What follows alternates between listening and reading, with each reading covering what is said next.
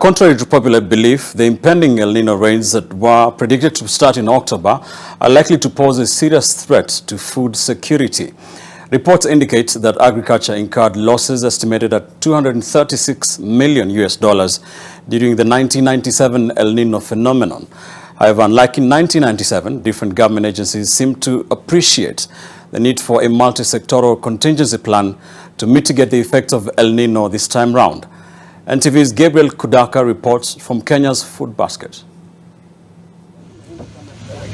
Uasin Gishu County, often referred to as Kenya's Food Basket, has traditionally thrived on agriculture. But as El Nino approaches, the stakes are high. It is a race against time for some maize farmers in Moiben area of Uasin Gishu County. News of the impending El Nino rains has sent some farmers into panic harvesting, afraid that they could lose their crop to heavy rains if it overstays in the farm. Tumesikia serikali ikisema mvua inakuja, that's why tumeamua tufune mapema mambo ya hali anga vile itakuwa. And even before the onset of El Nino rains, some farmers in Ziwa area of Uasin Gishu County are already counting losses due to the heavy rains that have been pounding the region. They fear the situation could get worse if dryers are not availed to farmers.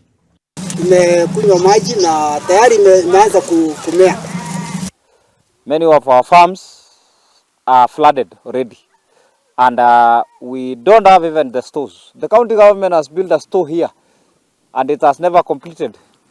We need building seats. The president is just across here, and we want to ask the president to give us 100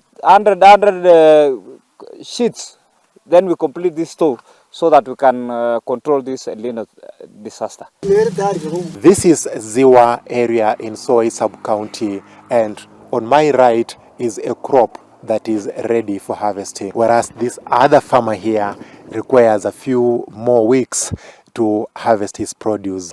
Na El Nino hatuko tumepanga. So I wish the government agencies wangetupeanga hii report mapema, because El Nino is something you can predict. Hiyo imekuwa very brief kwetu kwa sababu ukiambia mkulima El Nino ni October, hasa tutafanya namna gani?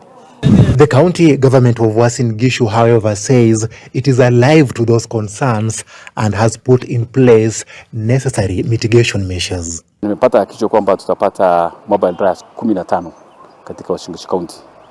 Kati hiyo 15, 8 ndio itaenda kwa mastores. Tuko na mastores ambao tumeweza kuselect katika county. Katika ile hali ya kubadilika kwa hali ya anga, tunasii sana wakulima, kuna mambo mengi kama insurance, wao wakiangalia mambo ya insurance wakati ingine. Trans Nzoia County is another agricultural hub that faces similar challenges. The county, however, says it is on high alert to mitigate these challenges. As much as we are going to have this bamba harvest, we are going to experience losses, because that means that we must be armed with enough dryers for our farmers. That is a challenge to us, and that's why we've gone ahead to sensitize our farmers on the proper way of managing. What I just want to assure the people of Trans Nzoia is that we wouldn't be caught flat-footed. West Pokot County, characterized by its arid terrain, may seem an unlikely victim of El Nino, but the impact here can be both a challenge and a blessing. The rains could bring a silver lining in terms of rejuvenation of pastures. El Nino kwetu kuna manufaa kiasi, ambapo tunafurahia kwamba itatuepushia gharama ya kusafirisha ng'ombe. Kwa kawaida sisi sehemu hii tunasafisha ng'ombe mpaka Uganda, lakini kwa sasa vile El Nino imekuja, wafugaji wa ng'ombe tuna nafuu kidogo kwa nyasi ipatikane.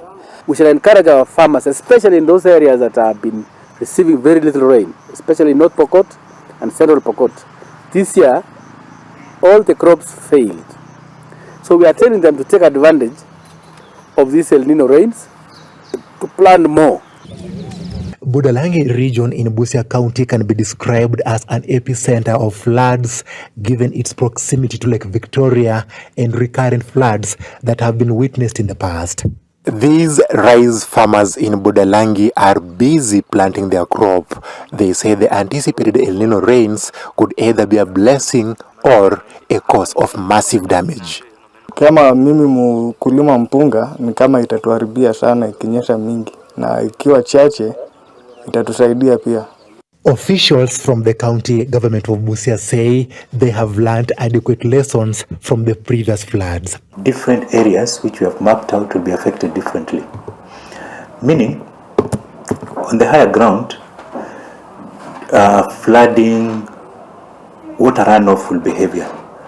In the lower levels, the water will be stagnant and therefore creating mosquito breeding sites and what have you. According to FAO's Global Information and Early Warning System on Food and Agriculture, Kenya is among the countries that are at risk of excessive rainfall. The impending rains will test the state of preparedness. Gabriel Kudaka, NTV.